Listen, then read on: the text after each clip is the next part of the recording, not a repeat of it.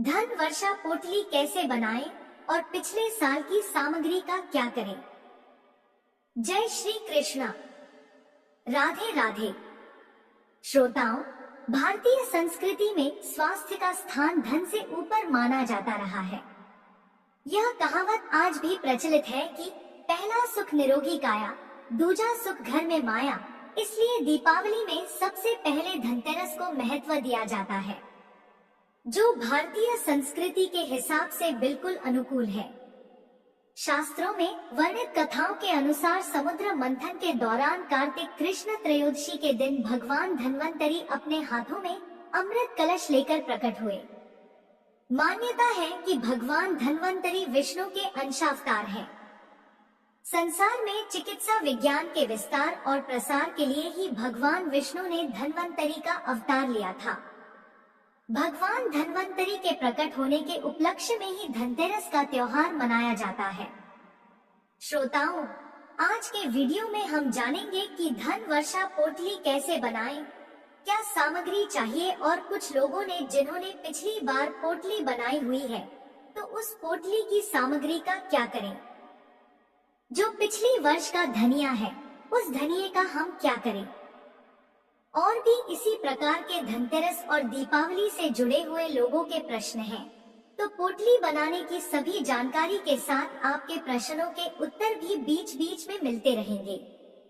तो वीडियो को पूरा जरूर देख लीजिए। और हाँ, अगर आपको वीडियो अच्छी लगे तो लाइक तो जरूर ही कीजिए। अब बात करें कि पोटली कैसे बनाना है। तो पोटली बनाने के लिए जो सामग्री आपको सबसे पहले चाहिए वह है एक बर्तन। कोई सा भी पात्र चलेगा, आपके पास पीतल का हो, स्टील का ले सकते हैं या फिर आप चाहें तो चांदी का भी ले सकते हैं। इसके ऊपर आप एक लाल रंग का या फिर पीले रंग का वस्त्र बिछा दीजिए। प्लेट के अंदर कोई भी एक वस्त्र बिछा दीजिए जिस पर हमें सामग्री रखनी है। अब बात करें कि कौन सी सामग्री आपको चाहिए। इसके लिए सबसे पहले आपको लेना है एक पोटली, जिसमें आपको सारी सामग्री रखकर पोटली तैयार करनी है। मार्केट में पोटली बहुत आसानी से मिल जाती है, जिसमें डोरी लगी होती है। आप खींचकर इसे बंद कर सकते हैं। अगर आपको पोटली नहीं मिलती तो आप लाल रंग का एक कपड़ा ले सकते हैं, जैसे माता की चुनरी होती है। माता की चुनरी अगर आपके पास पड़ी हो तो इसका प्रयोग भी कर सकते हैं। इसमें भी पोटली की जो भी सामग्री है उसे रखकर और बांधकर आप इसे अपने धन रखने के स्थान पर रख सकते हैं। अब आइए जानते हैं पोटली में राखी जाने वाली सामग्रियों के बारे में। साबुत हल्दी। साबुत हल्दी बहुत जरूरी होती है तथा यह बहुत ही शुभ मानी जाती है और माता महालक्ष्मी को अत्यंत प्रिय भी मानी जाती है। हल्दी की 2 गांठ ले लीजिए। दूसरी सामग्री होगी सुपारी, 2 सुपारी लें। इसके साथ ही तीसरी सामग्री आपको चाहिए एक चांदी का सिक्का, जिस पर लक्ष्मी और गणेश बने हुए हो। बस आपको इस चीज का ध्यान रखना है कि जिस सिक्के पर लक्ष्मी जी और गणेश जी बने हुए हैं वह बैठी हुई मुद्रा में हो। अगर आपके पास पुराना सिक्का पड़ा हुआ है तो आप उसका भी प्रयोग कर सकते हैं। हर बार नया सिक्का लेने की बिल्कुल भी आवश्यकता नहीं है। आपने अगर पिछली साल पोटली बनाई हुई है तो उस पोटली में जो सिक्का है आप उसका प्रयोग भी कर सकते हैं। अगली सामग्री है पीली कौड़ियाँ। आप पीली कौड़ियाँ पूजा की दुकान से ले सकते हैं। मान लीजिए आपको पीली कौड़ियाँ ना मिले, तब आप सफेद कौड़ियाँ ले सकते हैं। सफेद कौड़ियाँ आसानी से मिल जाती हैं। पीली कौड़ियाँ हो सकता है आपको ना मिले, मिल जाए तो बड़ी अच्छी बात है, नहीं मिले तो आप सफेद कौड़ी ले लीजिए और उसको केसर से या हल्दी से एक पीला रंग दे सकते हैं। बस इस बात का ध्यान रखिए कि आपको 5 पीली कौड़ियाँ लेनी है। हमने 2 हल्दी ली है, 2 सुपारी, 5 पीली कौड़ियाँ। इसके बाद हमें चाहिए गोमती चक्र। 5 गोमती चक्र मिल जाए बहुत अच्छी बात है। 5 5 गोमती चक्र ना मिले तो आप 2 गोमती चक्र का भी प्रयोग कर सकते हैं। यदि आपके पास कम सामग्री है तो चिंता की कोई बात नहीं है, इसको आप कम से कम सामग्री में भी बना सकते हैं। अगला सामग्री है कमल गट्टे। यह पूजा सामग्री की दुकान पर आसानी से मिल जाते हैं। 5 कमल गट्टे लेने हैं। हरी इलायची महालक्ष्मी को अत्यधिक प्रिय होती है। 2 हरी इलायची लेनी है। लौंग, आपको 2 लौंग की आवश्यकता होगी और ध्यान रखें कि उसमें फूल वाला भाग होना चाहिए। अक्षत चावल, कोशिश करें कि सफेद अक्षत की बजाय हल्दी मिलाकर पीले अक्षत बनाएं या रोली में चावल को डुबाकर लाल अक्षत बना लें। ध्यान रहे कि चावल अखंडित हो, यानी टूटे हुए दाने नहीं होने चाहिए। धनिया, धनतेरस पर पूजा में इस्तेमाल किया जाने वाला साबुत धनिया इस पोटली में भी प्रयोग होता है। चांदी का सिक्का, जिस पर लक्ष्मी जी और गणेश जी की मूर्ति बनी हो या फिर केवल श्री लिखा हो, वह सिक्का भी आप पोटली में रख सकते हैं। अब हमको किसी तरह का फूल चाहिए। कमल का फूल सबसे अच्छा होता है, लेकिन यदि उपलब्ध ना हो तो गुलाब का फूल भी प्रयोग कर सकते हैं। अब जब आपके पास सारी सामग्री है तो सबसे पहले इन सामग्रियों को एकत्र करें और मां लक्ष्मी के मंत्रों का जाप करते हुए उन्हें अभिमंत्रित करें। अभिमंत्रित करना बहुत महत्वपूर्ण होता है, क्योंकि इससे मां लक्ष्मी की विशेष कृपा प्राप्त होती है। पोटली बनाने के लिए इन सभी सामग्रियों को एक साफ कपड़े में रखें। ध्यान रखें कि चावल यानी अक्षत जो आप प्रयोग कर रहे हैं वे ज्यादा मात्रा में न हो। केवल 5 से 7 दाने ही पर्याप्त हैं। बहुत से लोगों के मन में यह प्रश्न आता है कि पोटली में रखे चावल में कीड़े लग सकते हैं। तो इसका उत्तर यह है कि यदि आप अखंड चावल का प्रयोग कर रहे हैं तो उसमें कीड़े नहीं लगते। अगली बार जब आप अपनी पोटली खोलेंगे तो वह साफ और सुरक्षित ही मिलेंगे। कमल के पुष्प का प्रयोग पोटली में विशेष महत्व रखता है। सबसे पहले मां लक्ष्मी और भगवान गणेश की मूर्ति या तस्वीर के सामने सभी सामग्री को इकट्ठा कर लें। इसके बाद आप शुद्ध जल लें और चम्मच या पुष्प की सहायता से सभी सामग्री पर जल के छींटे दें। अगर आप चाहें तो गोमती चक्र और कौड़ियों का पंचामृत या शुद्ध जल से अभिषेक कर सकते हैं। ध्यान रखें कि अभिषेक करने के बाद उन्हें अच्छे से सुखाना आवश्यक है, अन्यथा केवल जल के छिड़काव से शुद्ध कर सकते हैं। शुद्धिकरण के बाद सभी सामग्री पर हल्दी और अक्षत अर्पित करें। इसके बाद रोली से सभी सामग्री पर तिलक लगाएं। पंचोपचार विधि से मां लक्ष्मी और भगवान गणेश की पूजा करें। इसमें धूप, दीप, अक्षत और पुष्प अर्पित करना शामिल होता है। ध्यान दें कि जब आप शाम को स्थिर लग्न में मां लक्ष्मी की पूजा करेंगे, उसी समय पोटली की पूजा भी साथ में करें। विशेष ध्यान दें कि धनवर्षा पोटली की पूजा आपको शुभ मुहूर्त में ही करनी चाहिए। आगे आने वाले वीडियो में मैं आपको बताऊंगी कि किस शुभ समय में मां लक्ष्मी और पोटली की पूजा करनी है। अब हम सिर्फ पोटली के निर्माण पर ध्यान केंद्रित कर रहे हैं। जब मां लक्ष्मी की पूजा करें, उसी समय यह सभी सामग्री उनके सामने अर्पित करें। शुद्ध घी का दीपक प्रज्वलित करें और अपनी सामान्य पूजा विधि अनुसार पूजा करते रहें। अब माता लक्ष्मी की पूजा के दौरान आप सभी सामग्रियों का अभिमंत्रित करेंगे। इस प्रक्रिया में माता लक्ष्मी के मंत्र का जाप अत्यंत आवश्यक है। आप निम्न मंत्र का जाप कर सकते हैं। ओम श्री हरि श्री कमले कमलाले प्रसीद प्रसीद। ओम श्री हरि श्री महालक्ष्मी नमः। यह महालक्ष्मी मंत्र है। इस मंत्र का जाप करने से माता लक्ष्मी की कृपा मिलती है और घर में धन समृद्धि आती है। कहा जाता है कि इस मंत्र के जाप से जीवन की बाधाएं दूर होती हैं और सौभाग्य आता है। इसे 108 बार कमल गट्टे की माला से जप करना चाहिए। अगर यह मंत्र आपको कठिन लगता है तो आप देवी लक्ष्मी जी के बीज मंत्र का भी जाप कर सकते हैं। मंत्र जप के बाद यह सभी सामग्री रात्रि भर माता लक्ष्मी के समक्ष रख दीजिए। अखंड दीपक जलाकर पूरी रात्रि माता लक्ष्मी की पूजा होती है, जिसमें सभी सामग्रियों का अभिमंत्रित तैयार करें। इस पोटली को आप अपने तिजोरी, धन स्थान या पूजा स्थल पर रखें।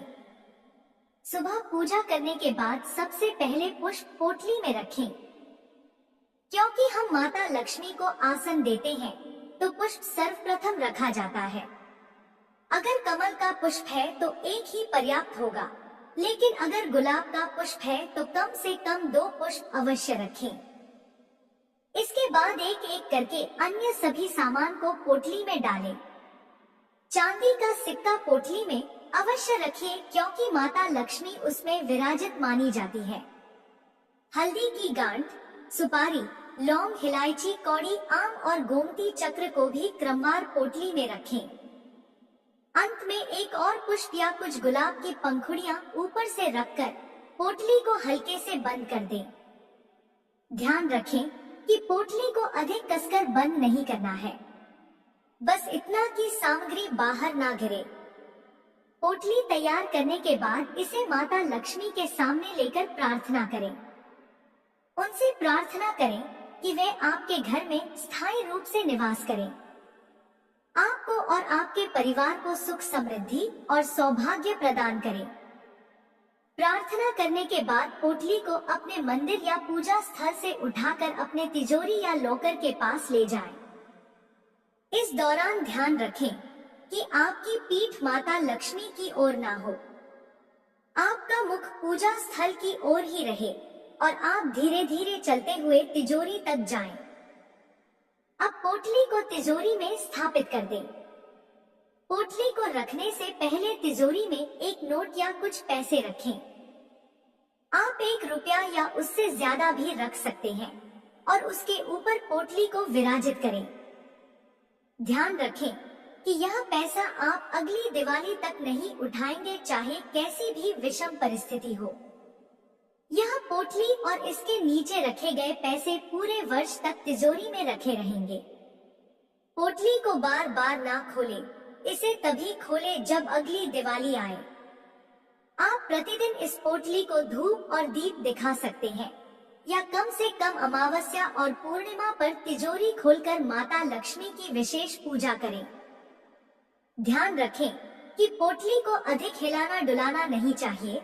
इसे एक स्थान पर स्थिर रखिए, क्योंकि यह पोटली अत्यंत लाभकारी मानी जाती है। जब आप इसे तिजोरी में रखते हैं, तो यह माता लक्ष्मी का आवाहन करती है और आपके घर में धन की वृद्धि होती है। 1 वर्ष तक इस पोटली को रखने के बाद आप यह देख सकते हैं कि आपकी आमदनी में कितना परिवर्तन आया। आप अपनी कमाई का हिसाब नोट करें और अगले वर्ष इसका विश्लेषण करें। अगर आप चाहे तो इस पोटली में श्री यंत्र या दक्षिणावर्ती शंख भी रख सकते हैं।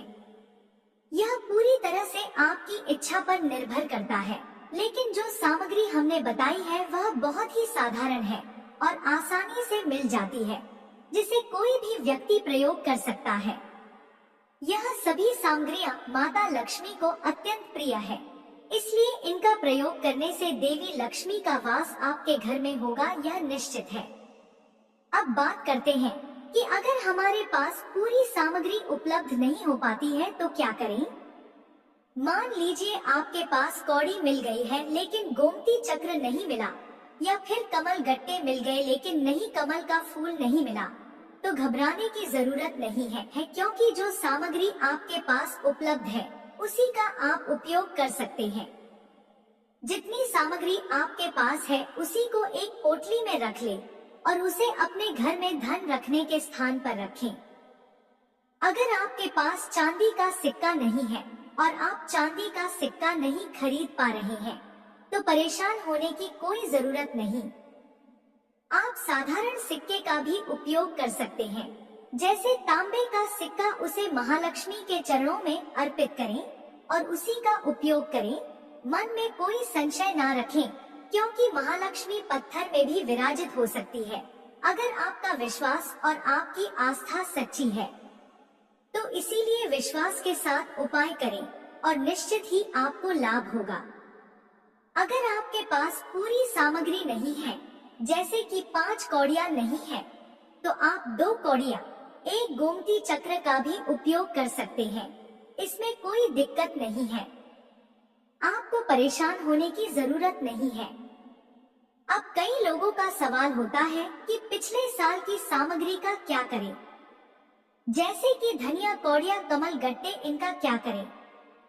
देखिए, कौड़ियों का आप फिर से उपयोग कर सकते हैं, नया खरीदने की कोई आवश्यकता नहीं है। गोमती चक्र का भी दोबारा उपयोग किया जा सकता है। अगर आपके कमल गट्टे ठीक हैं, उनमें कोई कीड़ा नहीं लगा है, तो आप उन्हें भी फिर से इस्तेमाल कर सकते हैं। लेकिन अगर कमल गट्टे खराब हो गए हैं, तो उन्हें बदल दीजिए। पिछले साल का धनिया और अक्षत निकाल लीजिए, क्योंकि उनका इस साल उपयोग नहीं किया जाएगा। पोटली का भी दोबारा उपयोग किया जा सकता है। अगर आप नई पोटली नहीं खरीदना चाहते तो पुरानी पोटली का उपयोग कर सकते हैं। बस उसे अच्छे से धो लीजिए और गंगाजल के छींटे मारकर शुद्ध कर दीजिए। फिर उसे महालक्ष्मी के सामने अर्पित कर दीजिए और दोबारा उसी सामग्री का उपयोग कर सकते हैं। ध्यान रखें कि पुष्प और धनिया नया होना चाहिए। कमल गट्टे और हल्दी को आप बदल सकते हैं, क्योंकि इनमें कीड़े लग सकते हैं।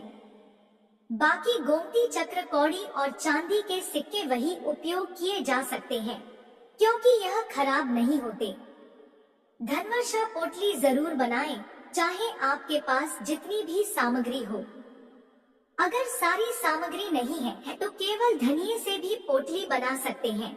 यह पोटली अत्यंत चमत्कारी होती है और इसका लाभ वही समझ सकता है जो इसका उपयोग करता है। अगर आपको पोटली नहीं मिलती तो आप साधारण कपड़े का उपयोग करके भी बना सकते हैं। आशा है कि आपको पोटली से संबंधित सारी जानकारी मिल गई होगी।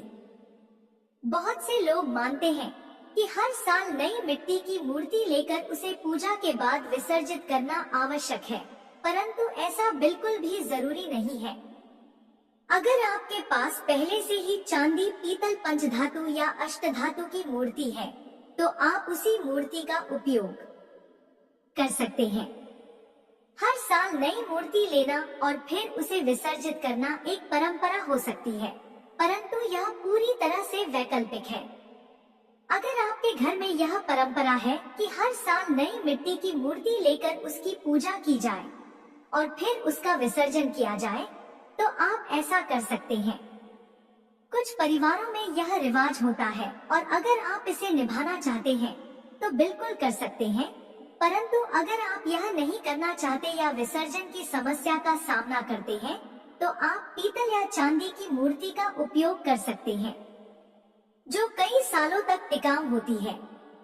तो यह थी हमारी आज की जानकारी। आशा करती हूँ आपको वीडियो पसंद आई होगी। मिलते हैं फिर एक नई वीडियो के साथ। तब तक के लिए जय श्री कृष्णा, राधे राधे।